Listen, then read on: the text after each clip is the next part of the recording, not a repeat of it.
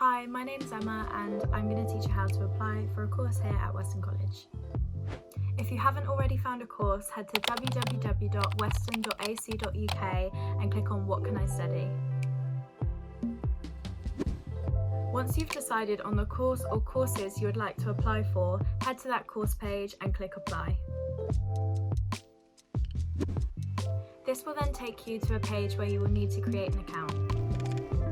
When making your account, make sure to use a memorable password so you don't forget your login details. From here, read carefully through the application and fill out all the fields that apply to you.